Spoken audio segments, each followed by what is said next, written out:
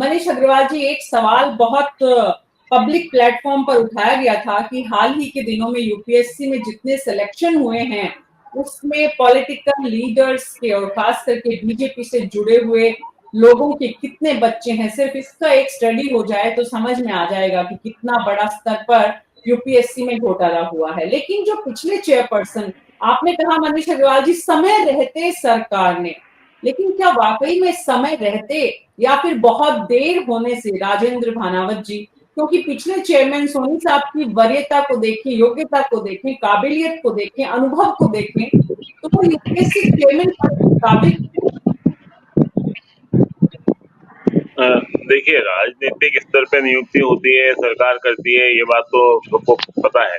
लेकिन सामान्यतः आपका यूपीएससी में जो एक सीनियर मोस्ट ऑफिसर्स हुआ करते थे, जनरली आईएएस या आईपीएस से कोई सेवानिवृत्त व्यक्ति होते थे, उनको लगाया जाता रहा है, जिनकी प्रतिष्ठा पे किसी प्रकार का शंका सामान्यतः नहीं रही है।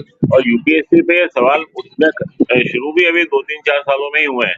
तो ये इसीलिए जैसे आपने बताया, पिछले 2-3 जो नियुक्तियां हुई वो केवल प्रशासनिक अनुभव के आधार पर, विशेषज्ञता के आधार पर न होकर के राजनीतिक नियुक्तियां हुई हैं। सरकार हमेशा राजनीति, किसी कोई न कोई सरकार रहेगी सत्ता के अंदर, दल रहेगा, लेकिन कुछ प्रकार की नियुक्तियां होती है, उनको वो इस प्रकार के राजनीतिक पैरामीटर से, मापदंड के आधार पर नियुक्तियां नहीं होती, कभी नहीं होती, जन सामान्यतया नहीं होती इस प्रकार की।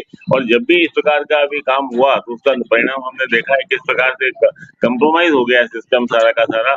इसके दो पहलू है। एक तो ये कि जब मामला सामने आया और सारा, अगर ये पूजा खेड़कर उस प्रकार का व्यवहार न करती जैसा उसने पूना में ट्रेनिंग के दौरान किया है, तो संभवतः ये मामला प्रकाश में भी नहीं आता और नौकरी चलती रहती है और करती रहती है वो कभी भी। तो ये जो मामला सामने आया वो मीडिया के कारण आया और उनके अपने एरोगेंस के कारण आया। एक तो उन्होंने गलत काम किया, गलत काम के बाद एक एरोगेंस और दिखाई, अपना एक प्रकार के अहंकार का प्रदर्शन किया, अपने धन का अहंकार हो, पिता के पद का अहंकार हो, और सारी बातों को धत्ता बताते हुए, एक तरह से सारी जो भी एलिजिबिलिटी कंडीशंस थी उसको एक तरफ रखते हुए ये किया। लेकिन ये बात अवश्य वो करना चाहा उन्होंने, उनकी गलत है, उसका भुगतेंगे परिणाम हो। लेकिन इस यूपीएससी के माध्यम से वो ऐसा कर पाई